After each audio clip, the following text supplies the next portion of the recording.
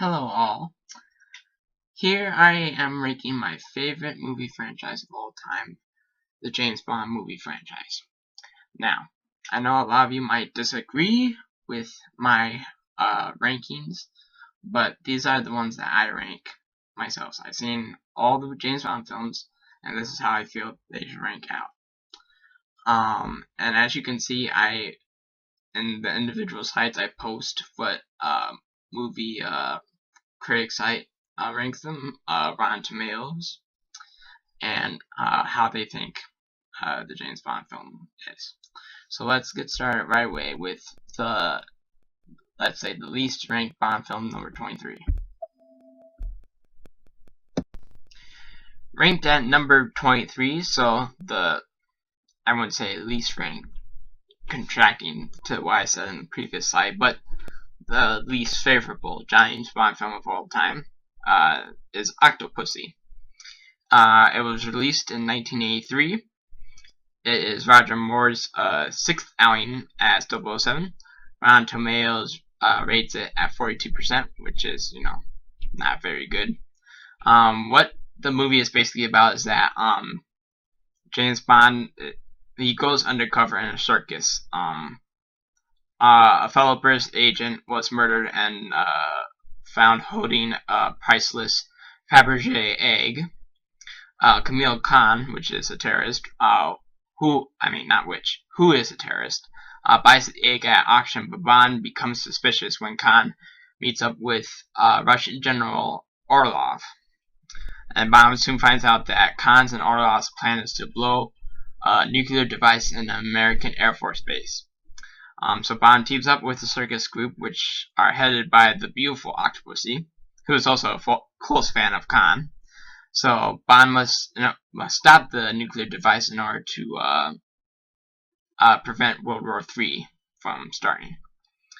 The reason that I rank Octopussy at number 23 is that it was silly, way too silly. I mean, it had a comedic and witty backdrop to it, and yeah, I just really didn't like it. I don't have much to say about it, but I mean, it was just bad.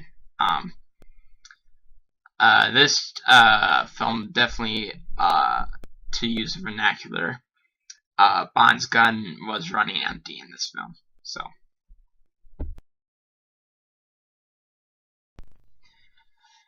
at number 22 is On Her Majesty's Secret Service. OHMSS, shortened, was released in 1969. It is George Lazenby's first and only outing as 007.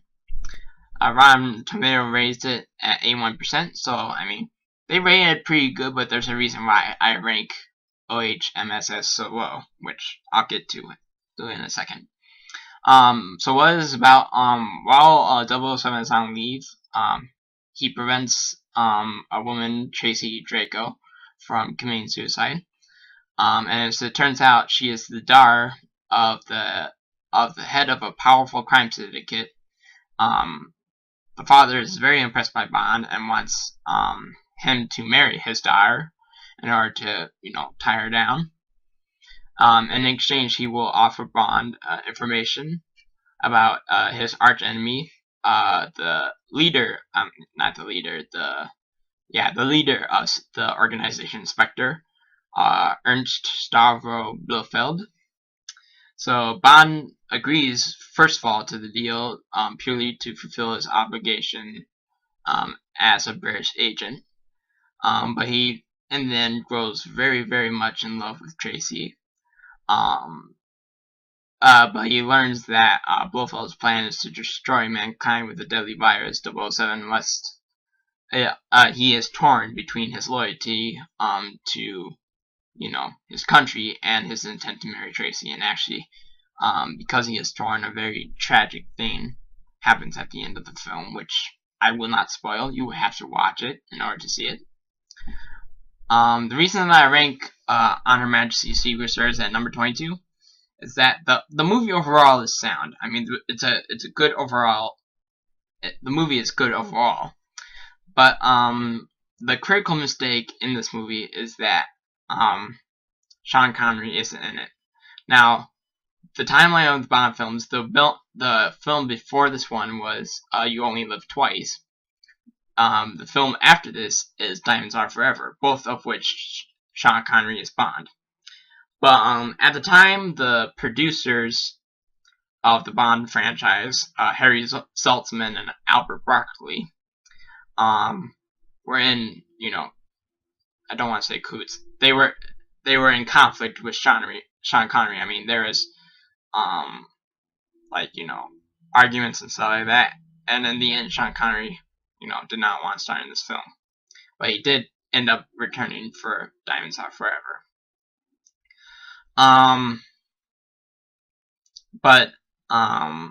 Which is that is why Sean Connery doesn't appear in this film. So overall, I mean, the film is good. I just think I would have ranked it way higher if Sean Connery was 007 in this film. So in the end, I just think George Lazenby did not make a very good Bond. I mean, I think there's a reason that he only did this one film as Bond. In reality, I think what should have happened is Sean Connery should have been Bond in this film, and then Roger Moore should have taken over in Diamonds Are Forever, because, I mean, I'll discuss later on why I think that I'll just, I'll get into more details later on in this presentation, but that's why I think should have happened with this film.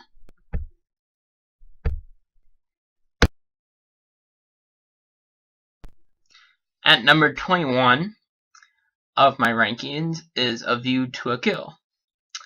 A View to a Kill was released in 1985. It is Roger Moore's 7th and final outing as 007. Rotten Tomatoes rates at 36%, the lowest ever ranked Bond film on Rotten Tomatoes. What the film is basically about, a silicon chip is captured from the Soviets and found to be identical to a prototype British design capable of withstanding the intense electromagnetic radiation of a nuclear blast. The British suspect industrialist Max Zorin of leaking details of the design to the Russians, so James Bond is sent to investigate Zorin and finds out that he is stockpiling silicon chips and mysteriously drilling near the San Andreas fault in San Francisco. The reason that I rank A View to a Kill at number 21, I mean, it's probably the most boring Bond film ever. I mean, the action sequences were just really, really bad. I think that was mostly due to the fact that Moore was pretty old when he was shooting this. He was 58 when the movie was released. That's getting up there. He's almost 60. The plot is just, really absurd. And, it just fails as a good Bond film. I mean, really, Moore should have retired before A View to a Kill. He should not have done this film. Someone else should have done A View to a Kill. But, I don't know why he did do this film, but I just, he shouldn't have done this film. That's why this film is so bad. At number 20 of my Bond rankings is License to Kill. License to Kill was released in 1989. License to Kill was actually the first Bond film not to be based off of a Ian Fleming original book. The second Bond film not to be based off of an Ian Fleming book was Quantum of Solace, and the third was Skyfall. This is Timothy Dalton's second and final outing as 007. Rotten Tomatoes rates it at 76%. What the film is about is that Bond's good friend Felix Leiter is left for dead by drug lord Franz Sanchez. So he sets off on a personal vendetta against Sanchez, but MI6 is not happy about it because they feel like Sanchez is not their problem. And because of Bond's personal vendetta, they strip him of his license to kill, which makes Bond even more angry and more dangerous than ever before. So he does gain the aid of one of Elias' friends, a woman by the name of Pam Bouvier, who is an experienced army pilot, and sneaks him into Isthmus, which is the country that Sanchez pretty much controls and runs. So he goes actually undercover with Sanchez's operation, but is he able to keep his identity a secret for long? We don't know, and you'll have to see the movie in order to find out. So the reason that I rank License to Kill at number 20 is that Dalton's final outing as Bond, it's just really, really blunt overuse of scenery of, that film area. And when I mean that film area, I mean, the 1980s, where, there was, really nasty stuff seen on film. I mean, when you take into account of the, a perfect example is the Indiana Jones original trilogy, where, you see faces melted off and hearts ripped out of chests and stuff like that. I mean, what you see in this film is really, really gory death scenes. You see a guy pretty much go through a meat grinder, and then you see a guy's head blown up. And then the action sequences, I mean, they were decent, but they were just, offbeat. I mean, I do applaud this film for showing a darker side of Bond, but it's a little bit too much. Takes it a little bit too far.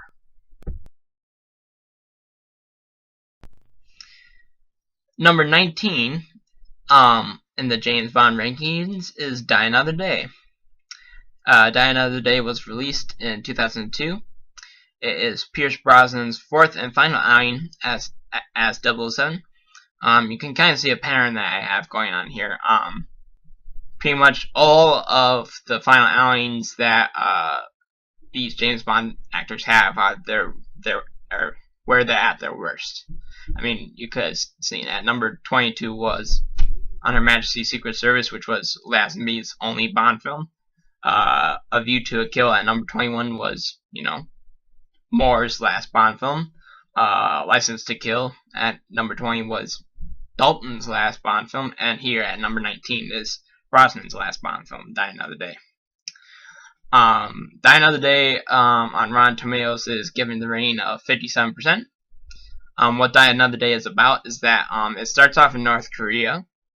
Bond is on a mission against Colonel Moon because Colonel Moon has nuclear weapons in his possession, so he has to go and engage how deadly he is, and it turns out that he is betrayed by someone inside MI6 and is eventually captured. 14 months after he is captured, and during those 14 months he is tortured and all kinds of stuff by the North Koreans. 14 months after he is captured, he is set free, but he's actually traded for Zhao, who was captured by MI6. Back in his world, Bond is actually removed from MI6 by M because MI6 feels like he might have revealed something while he was tortured, and he's considered a liability, so M cuts him loose. Bond by himself tracks down Zhao, but he gets caught in another scheme, which sends him into the path of millionaire Gustav Graves. Actually, I'll just discuss this right now. Gustav Graves is actually Colonel Moon. Bond's mission in North Korea. At the end of it, it was believed that Colonel Moon was killed, but he actually turned out to be put in a really, really bad state and actually had to go through gene therapy and become a whole different person. So there's another agent in that accompanied Bond, another MI6 agent named Miranda Frost, but she is actually, you know what, I'll just alert you right here. Spoiler alert, she's actually the one that betrayed Bond in his mission in North Korea. Miranda Frost was the one who betrayed him. So Bond is invited to a presentation held by Graves about a satellite weapon which can project a huge laser beam. So Bond must stop Graves / Moon with another fellow American agent, an NSA agent known as Jinx, played by the beautiful Halle Berry. And as you can see in the last line of the plot line that I put in there, he does figure out who betrays him. So the reason that I rank Die Another Day at number 19 is that, I mean, it has really pretty good action sequences. They are pretty great. But the plot is somewhat misguided. And this is why Die Another Day kind of jump-started a refresher in the Bond franchise. After Die Another Day, they hired Daniel Craig as the next James Bond, and they also developed storylines that were more coherent to the current times. So, at number 18 is the film Diamonds Are Forever. Diamonds Are Forever was released in 1971. It is Sean Connery's sixth and final outing as 007. Rotten Tomatoes rates it at 66%. What Diamonds Are Forever about is that after traveling the world in a quest to kill Blofeld, Bond finally returns triumphant, only to discover a case waiting for him, in which a large amount of diamonds has been stolen from the South African mines, and two offbeat assassins are killing everyone in the smuggling ring one by one. Bond goes undercover as Peter Franks, a diamond smuggler. What he discovers shocks him is that the head of the smuggling ring is none other than Ernst Stavro Blofeld, who he thought was dead but turned out to survive. Now Bond must resist the wiles of a beautiful smuggler in Tiffany Case and survive the... I don't even know what that world is. Machinations? I can't even wonder what that means, but whatever. Of Mr. Wint and Mr. Kidd, Blofeld's two best assassins, so that he can uncover Blofeld's sinister plot. The reason that Diamonds Are Forever is number 18, I mean, out of all the Bond films I've seen, I probably enjoy this one the least. Really, as I discussed previously in OHMSS, Connery should have been the one to do On Her Majesty's Secret Service, and that should have been his last one. But to bring him back as 007 after that one film break, really key misstep. And this Bond film, outside of the fact of bringing Connery back, probably has also the most ridiculous Bond girl of all time in Tiffany Case. So yeah, that's right. I really think that Diamonds Are Forever could have probably been ranked lower, but that's why Diamonds Are Forever are ranked at number 18. At number 17 of the Bond films is the movie The Man with the Golden Gun. It was released in 1974. It is Roger Moore's sophomore outing as 007. Rotten Tomatoes rates it at 47%.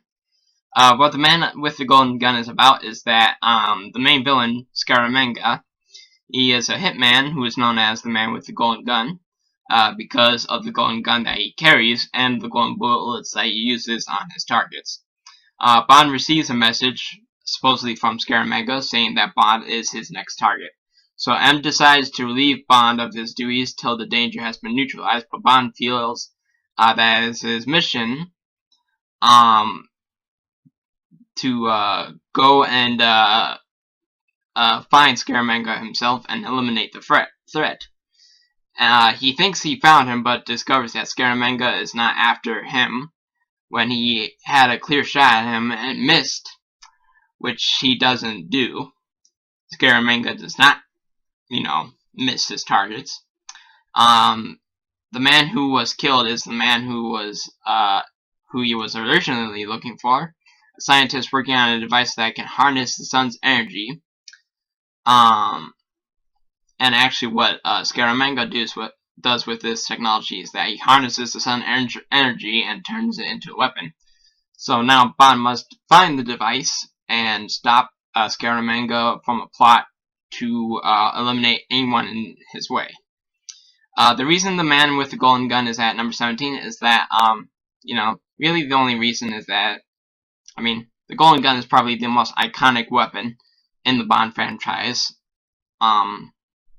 Even sometimes more iconic than Bond's own Walther PPK. But really, that's all that really has this movie going on for it. At number 16 is the Bond film Quantum of Solace. It is the second Bond film that is not actually based on an original Ian Fleming novel. Quantum of Solace was released in 2008. It was Daniel Craig's second outing as 007. Rotten Tomatoes rates it at 65%. What it is basically about is that after Bond is dealt a devastating blow, losing Vesper Lynd in the previous film, he goes off on a personal vendetta against the organization behind Le Chiffre, which turns out to be the organization Quantum. And he runs into one of their main leaders in Dominic Green, who is a world-renowned developer of green technology, but he is intent on securing a barren area in Bolivia in exchange for assisting a strongman stage coup in Bolivia. The CIA looks the other way on the situation, but only Bond, with the help of a retired Bolivian spy named Camille, and from a mysterious beauty in fields. They're the only ones that stand in Green's way. So after various different events happen, which you have to see the movie in order to understand how it plays out, but M really starts to truly wonder whether or not she can trust Bond, or if Bond's need for vengeance and revenge is completely possessing him. So how does the film end? You'll just have to see. The reason that I rank Quantum of Solace at number 16 is that the pace of the movie is just, too fast to understand at times, and the movie would have been way better if the action sequences were a lot more longer, and the whole entire movie overall extended by at least 15 minutes. Quantum of Solace, the runtime on Quantum of Solace is 106 minutes. That makes it the shortest Bond film yet to be made. So 106 minutes, that's not a whole lot of time, for action stuff like that. So I feel like if it was at least 2 hours, it would have been a whole lot better, but, the pace of the film is really the thing that really knocks this film down. At number 15 is the movie The World Is Not Enough. The World Is Not Enough was released in 1999. It is Pierce Brosnan's third outing as 007. Rotten Tomatoes rates it at 51%. What The World Is Not Enough about is that a British oil tycoon and M's friend Sir Robert Keane is killed in a bombing at the MI6 headquarters. Bond's new mission after that is to protect his daughter and heir, Elektra, from further harm. The villain in the film, Renard, a man who can't feel any physical pain due to a bullet in his head, plays an important role in the sabotage of the ongoing construction of the new Keene pipeline, which can give oil to all of the world for the future. The three competing pipelines all end up in Istanbul, whereas Keene's pipeline is being laid elsewhere, and therefore is an easy goal to anonymous attackers.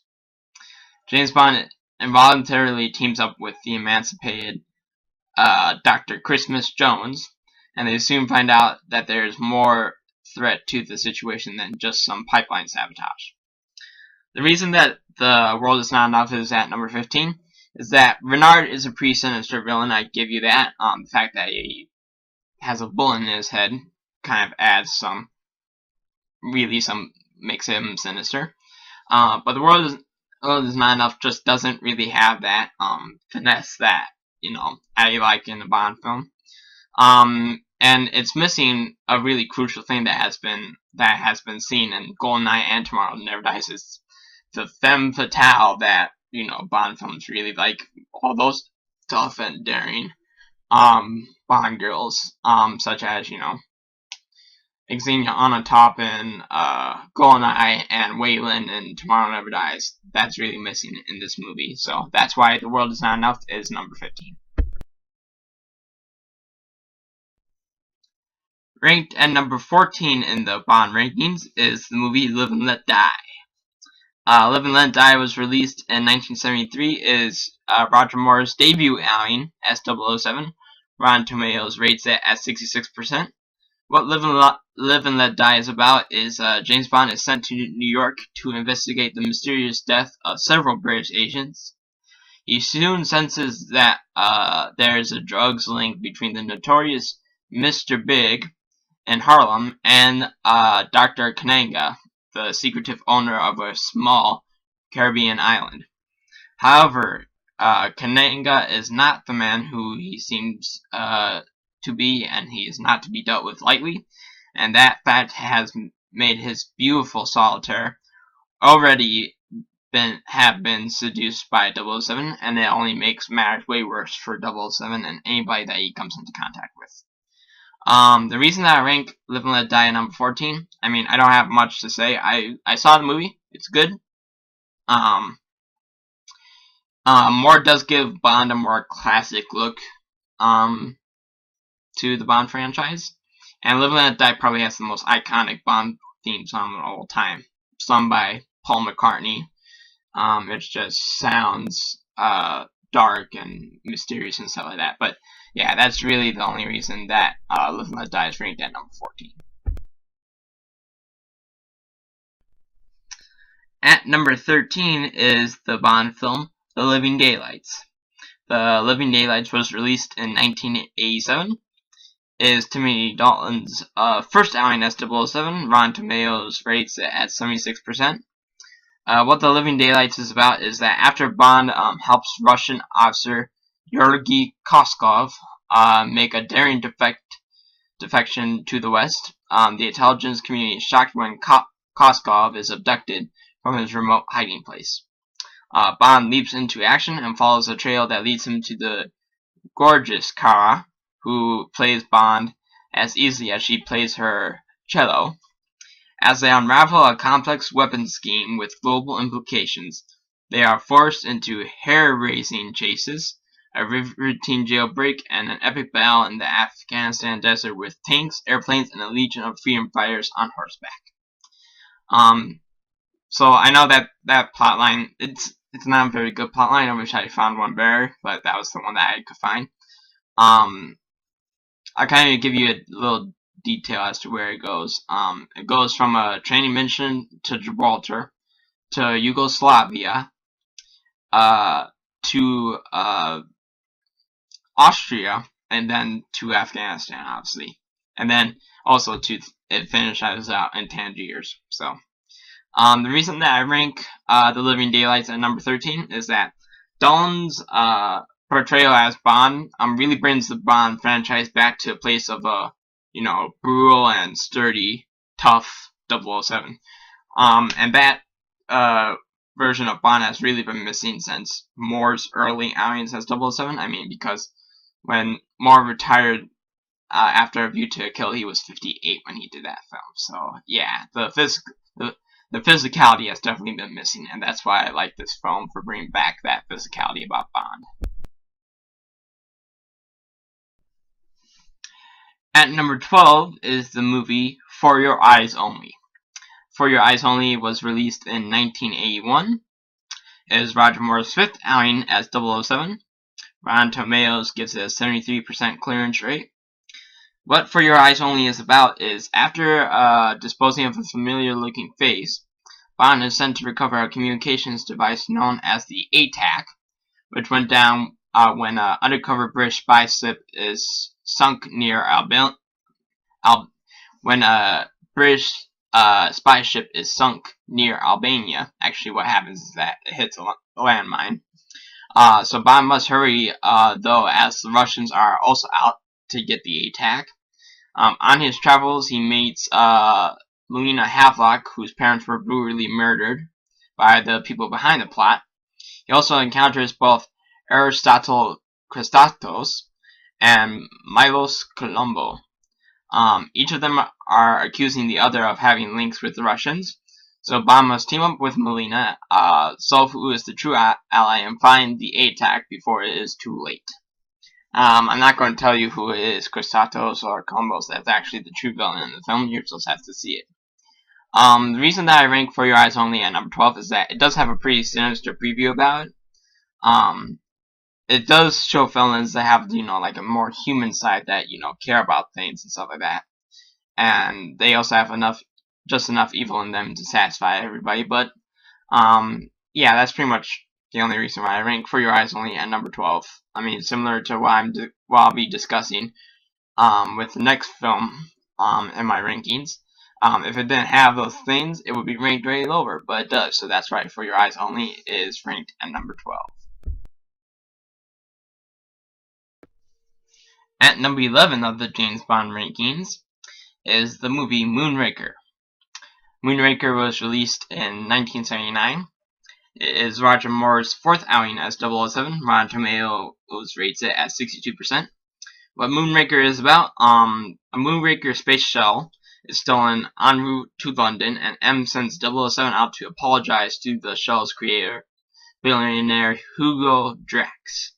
While visiting Drax's estate, several attempts are made on 007's life, making Drax himself the number one suspect. Bond also runs into Dr. Holly Goodhead, a NASA scientist who is also an undercover CIA agent investigating Drax. Their investigations lead Bond to discover a plot to murder the world's population so that Drax can repopulate the planet in his image. The chase takes Bond all over the world, from California to Brazil to the Amazon jungle, and finally to Drax's huge space city over the Earth. Drax, meanwhile, has hired an old friend of Bond to take care of any problems, the steel-toothed killer Jaws. I mean, there's only really two reasons I rank Moonraker at number 11.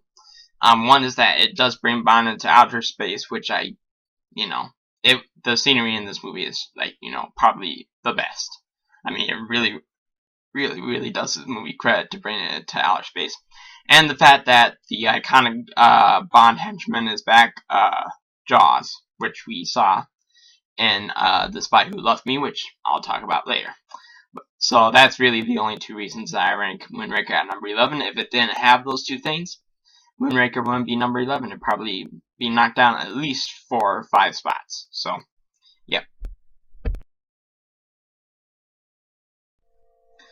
So now we are going into the top 10 of my Bond movie rankings. So at number 10 is the Bond film You Only Live Twice. You Only Live Twice was released in 1967. It is Sean Connery's fifth outing as 007. Rotten Tomatoes gives it a rating of 73%. What it is about is that after a mysterious rocket ship seizes a manned U.S. It seals a manned U.S. space mission and Soviet space mission. Suspicions mount, and the world's superpowers are hurled to the brink of war. Their only hope rests with James Bond, who races to stop the space hijackings. True mastermind Ernst Blofeld, or actually his full name is Ernst Stavro Blofeld, chief of the evil Spectre organization. Blofeld is bent on instigating global warfare from his massive headquarters, nestled in an inactive volcano in Japan.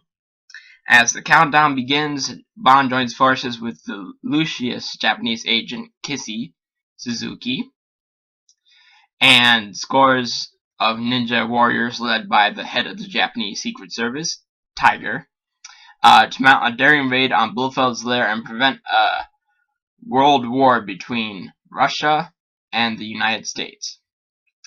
The reason that I rank You Only Live Twice at number 10 is that, I mean, this is the first Bond film that puts Bond in a completely different physical setting.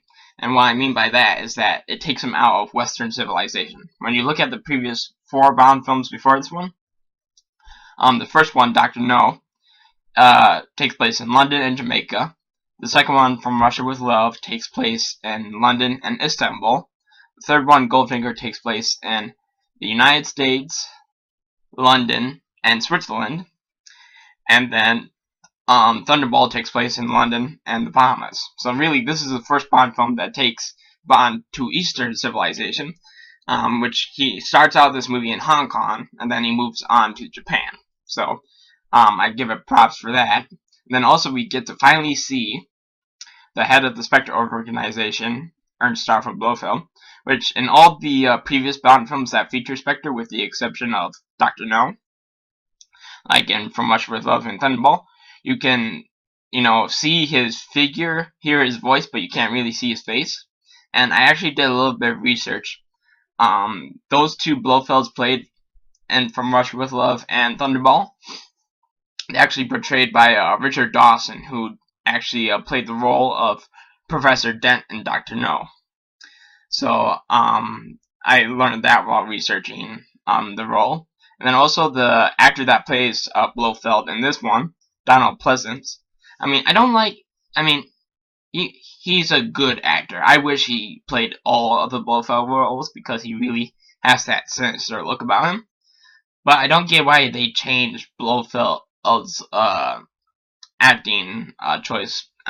Because he's portrayed in 2 more movies after this. He's portrayed in OHMSS, On Her Majesty's Secret Service, and Diamonds Are Forever, but in both of those films, they're different actors playing Blofeld, so I don't know why that is. But, to get back on point, yeah, I do think that You Only Live Twice to deserve number 10 because of all the reasons I said. At number 9 of the James Bond rankings is Tomorrow Never Dies. Tomorrow Never Dies was released in 1997. It is Pierce Brosnan's second outing as 007. Rotten Tomatoes rates it at 57%, which I think totally discredits this movie. I think it does way better than that. What Tomorrow Never Dies is about is Elliot Carver is the main villain in this James Bond film. He is an egotistical media baron. With his new satellite network, he can reach pretty much every single person on the planet through his Carver Media Group network, with the exception of the People's Republic of China, who have refused his presence in their country. But when he is tied to the disappearance of a British battleship in the South China Sea, James Bond is sent to investigate Mr. Carver. He goes to Mr. Carver's headquarters in Hamburg, which I've been to. That city. It is a beautiful city. And Bond meets Wei Lin, which Wei Lin is trying to go undercover in Carver's group, but she is actually a member of the People's External Security Force of China, or in other words, the Chinese Secret Service. So with and without Wei Lin's help, Bond soon starts to uncover a plot that goes all the way back to the mission, the pre-title sequence of this film, that Bond is on, is a mission on the Russian-Kazakhstan border. And the plot will soon start a war that will only feed Carver's ego. The reason I rank Tomorrow Never Dies at number 9 is because, it really, not to say that the previous films have done a bad job of this, but it really does a good job of bringing Bond into the modern times. He gets a new gun in the movie, a Walther P99, which, is a more modern gun. He gets a really fancy car that can drive itself and, has all these cool things like a built-in safe, rocket launcher, machine guns, and all that works. So in the end, Bond's match against Carver, it's truly, as Carver says in the movie, it is truly delicious.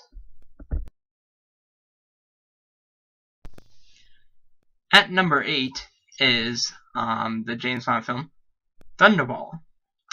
Thunderball was released in 1965.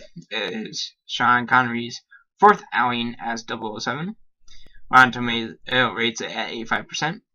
What Thunderball is about, so after a break from battling Spectre and Goldfinger, James Bond is now back in the fight against the terrorist organization Spectre. This time, Spectre has stolen 2 nuclear warheads and is blackmailing the Western powers with the demand of 100 million pounds of sterling delivered in diamonds to a specific person in order to stop bombs from being detonated in either England or the United States. So Bond heads to Nassau in the Bahamas. He meets with the beautiful Domino, and he is forced into confrontation with the Spectre agent Emilio Largo, which is actually Emilio Largo is actually the number 2 in the Spectre organization. He owns a very large yacht in the Disco Volante, and is very, very talented diver and a collector of sharks. So can 007 prevent the deaths of millions of innocent people? You will have to see the movie in order to find out. The reason that I rank Thunderball at number 8 is because it is a really good follow-up film to Goldfinger. I mean, it doesn't obviously top Goldfinger, but it's very, very good. It is a very, very good follow-up. It has some pretty cool gadgets in it. It has a watch that's actually a Geiger counter. It has the jetpack. The jetpack is introduced in the pre-title sequence, which, is amazing. And then it has this beautiful underwater scenery. I mean, this is actually the first James Bond film ever to feature underwater scenes, so that has it going for it. So Thunderball really satisfies, I think, an appetite of any moviegoer, but definitely an appetite of a James Bond film fan. That's a James Bond film fan. At number 7 is The Spy Who Loved Me. The Spy Who Loved Me was released in 1977. It was Roger Moore's third outing as 007. Rotten Tomatoes rates it at 78%. What The Spy Who Loved Me is about is that James Bond, his new mission is to find out how Royal Navy Polaris submarine just simply disappears while on patrol, and it's a security threat because the Polaris submarine holds 16 nuclear warheads. So Bond joins forces with KGB Major Anya Amasova, which it turns out because the Russians also lost a nuclear submarine, and he takes on a web-handed mastermind known as Karl Stromberg, who pretty much wants to destroy the world and create a new world under the sea. Stromberg is accompanied by his what I consider the most iconic henchman in the whole James Bond franchise, Jaws, who has a mouthful of metal teeth, not steel. Bond must track down the location of the missing submarines before the warheads are fired at different countries. The reason that I think The Spy Who Loved Me is number 7 is this is honestly probably Roger Moore's best performance as Bond. I mean, the movie itself, it's got a beautiful woman who, is actually a KGB agent. An iconic henchman in Jaws, Jaws was so good that they actually brought him back for another film. Moonraker, the follow-up film to The Spy Who Loved Me, which I talked about earlier. I think The Spy Who Loved Me is a sturdy classic in the Bond franchise, and it's definitely worth the ranking of number 7.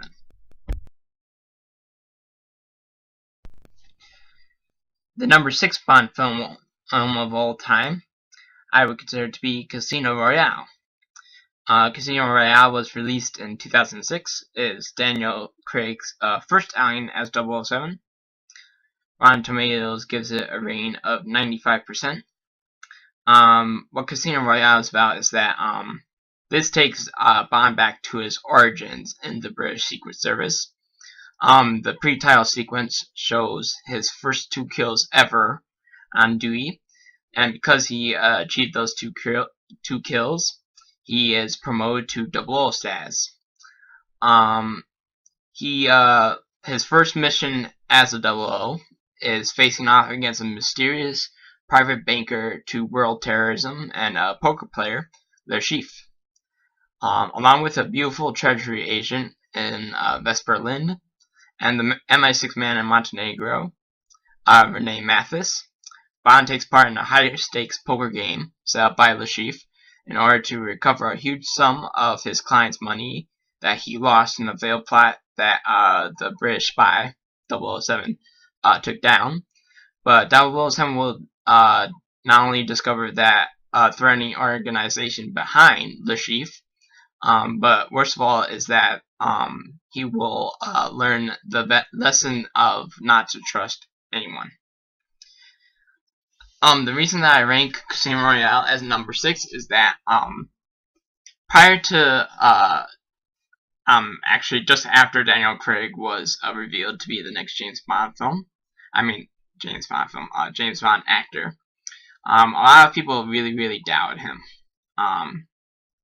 He had a different look than the previous Bonds, and a lot of people really think that he wasn't cut out for the role. But Daniel Craig does a really good job putting all the doubts aside, and he brings back a really hardcore Bond that has been lacking from the franchise since really Sean Connery, and he makes 007 films popular again.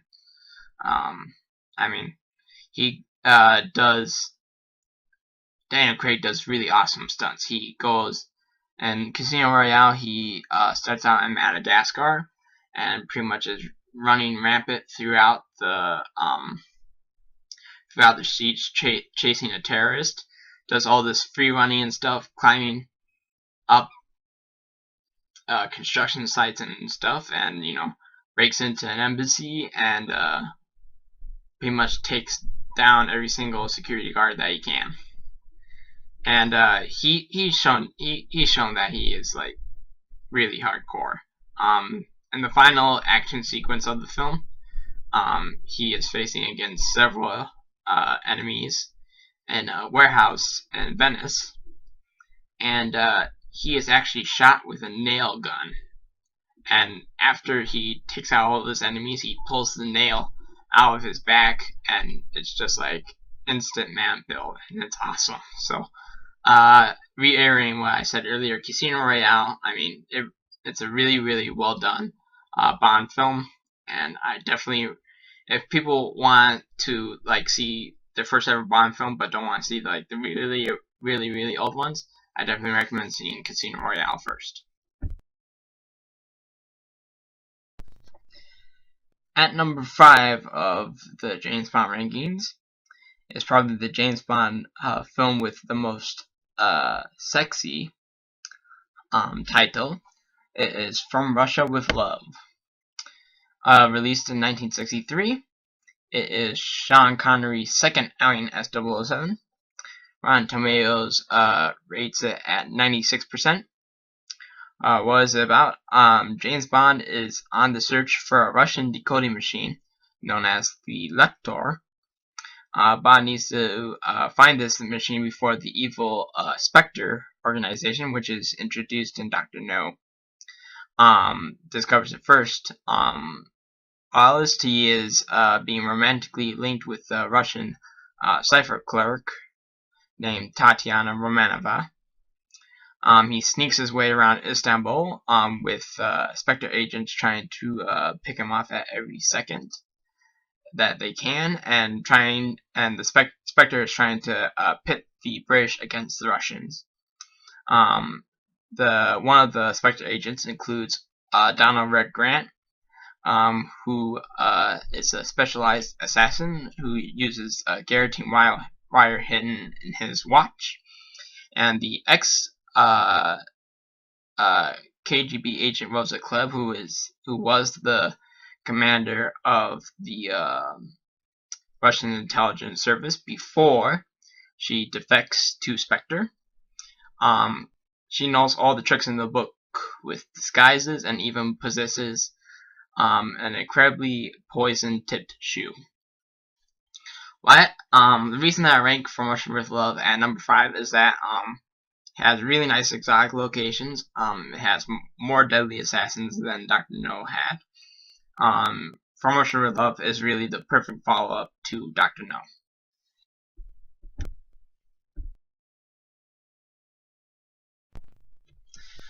At number 4 of my Bond rankings is the very first Bond film ever, Dr. No. It was released in 1962.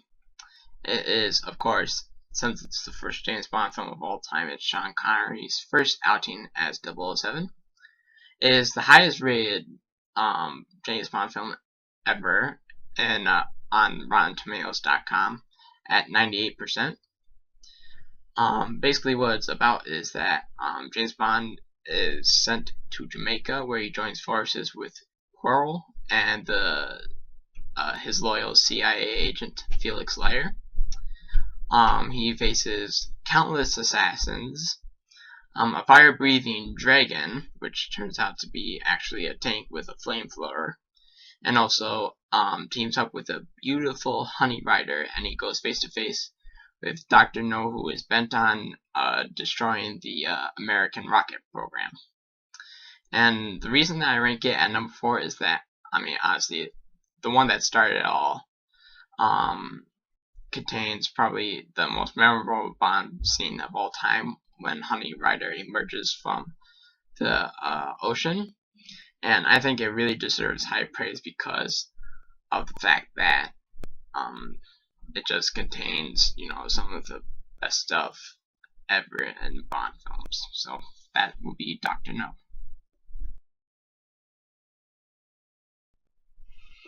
So at number 3 is the most recent James Bond film to be released, Skyfall. It was released in 2012. It was Daniel Craig's third outing as 007. Rotten Tomatoes gives it a rating of 92%, which I think is a little bit on the low side considering how good this movie is. What the movie was about is that when Bond's latest assignment in Istanbul goes gravely wrong, with him actually being shot by one of his own counterparts and believed to be dead, a hard drive that contains all of the undercover MI6 agents and terrorist organizations around the world is stolen and exposed to the world. And because of this, not because of this, but the person behind this attacks MI6. The MI6 building is actually blown up, and M relocates the agency to underground. These events cause M's authority to be challenged by Gareth Mallory, who is the new chairman of the Intelligence and Security Committee. So with MI6 both compromised inside and out, M is left with only one ally that she can truly trust, which is Bond. So 007 takes to the shadows, aided by field agent Eve, who actually turns out to be the secretary, Moneypenny. But that happens at the end of the film. You learn that at the end of the film. And then it follows the trail of the mysterious Silva, who is actually a former MI6 agent who turned out to be selling secrets to the Chinese and was turned over to the Chinese for treason. They tortured him, and he came out with vengeance against MI6. So pretty much kind of like Alec Trevelyan and GoldenEye, which, I'll get there. And then they don't know what his motives are, but they're revealed in the film. So why do I rank Skyfall at number 3? I mean, it is the most successful Bond film to date. It grossed over $1 billion in the box office, more than any other Bond film. It features stunts and sequences unlike anything else ever seen before in a Bond franchise. I mean, in the pre-title sequence, Bond fights with a guy on top of a moving train, which is something new. And then also, it goes to places that are just like amazing, like Istanbul, which we saw in From Russia with Love. It goes from there to Shanghai, which is amazing, and then to Macau, and then so forth, back to London, and then eventually Scotland to Bond's family home. And I really do hold this one in high remarks. Judi Dench, who has been in the character M since GoldenEye.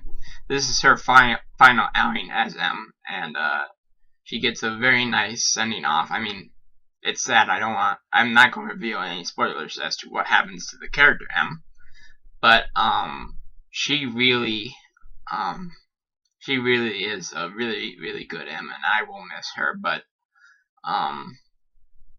she was getting old, and things have to come to an end. But I do consider Skyfall to be truly a very good film. I mean,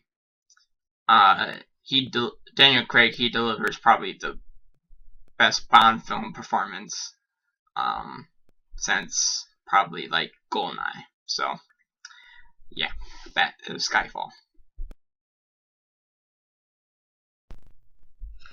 The number 2 Bond film of all time is GoldenEye, the Bond film that has inspired several different video games of different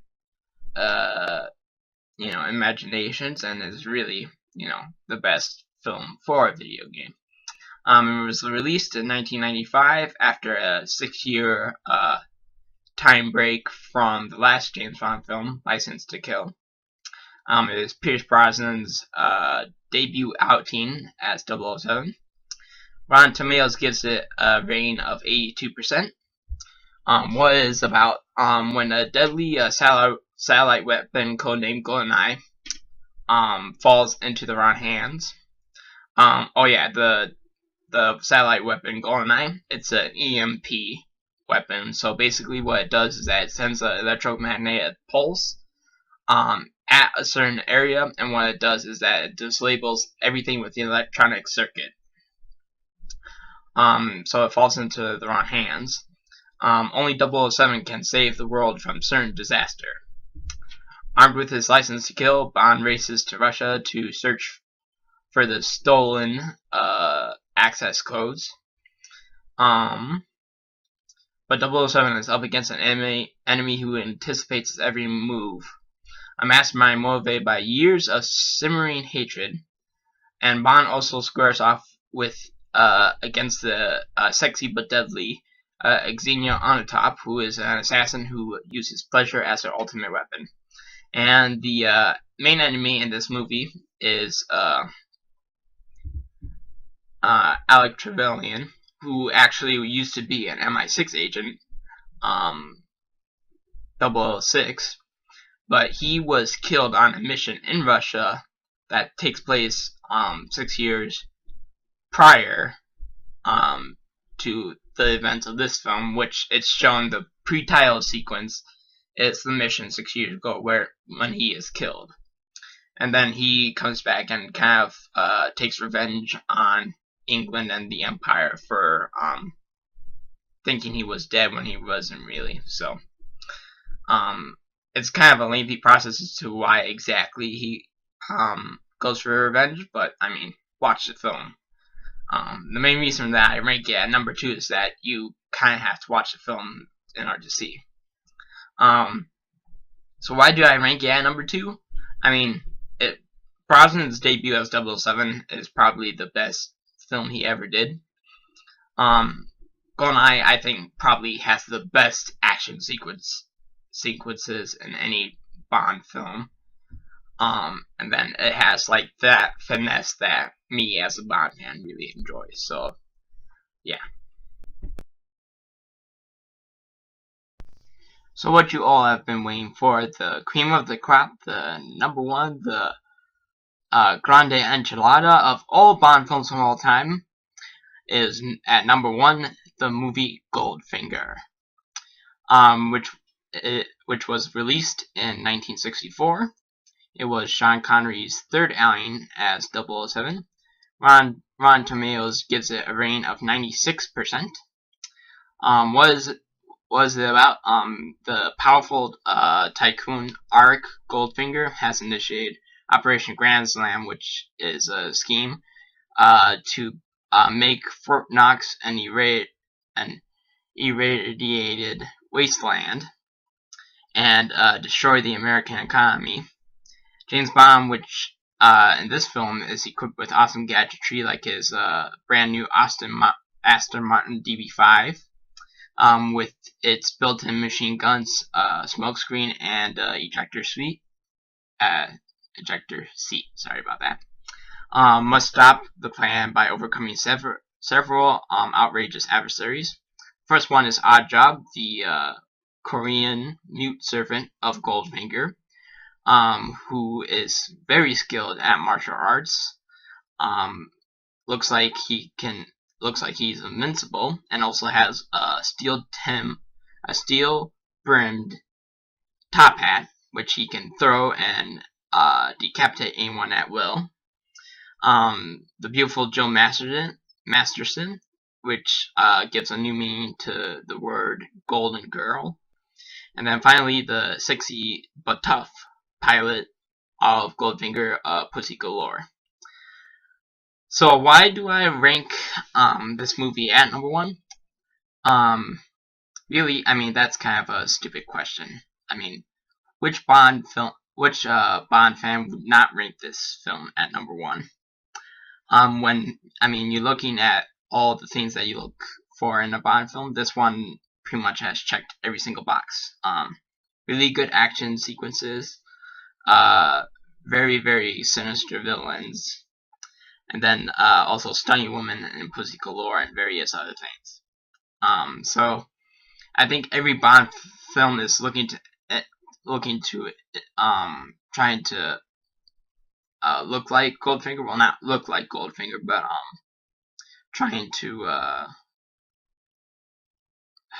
how do I say this? Try to be as successful as Goldfinger, but I don't think any Bond film is going to be able to top Goldfinger. It was really well made, and it definitely tells us that Sean Connery is truly the best Bond of all time.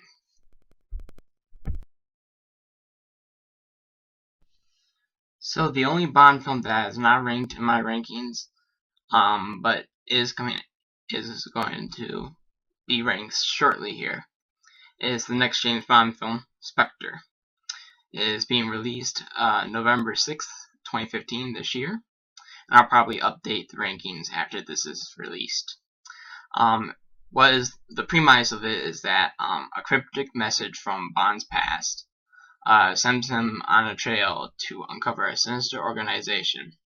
While M battles political forces to keep the Secret Service alive, Bond peels back the layers of deceit to reveal the terrible truth behind Spectre. The filming locations so far that are known are London, Mexico City, Rome, Austria, and Morocco. And what to expect from this? Well, Sam Mendes is returning from Skyfall as director, and Daniel Craig is back as Bond in his fourth outing. So from what I've seen so far in all the little featurettes and the one teaser trailer that has been released, the imagery looks breathtaking.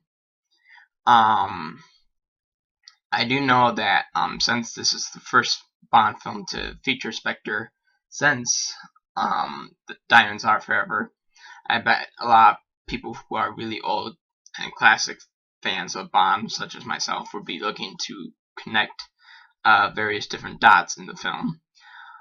So I think from what I've been able to piece together so far, I think this one should probably crack at least the top 10. And if not, then I'll chalk it up to being a mild disappointment. If it doesn't crack the top 15, then I'll chalk it up to being a major disappointment. So that's Spectre, which is being released November 6, 2015.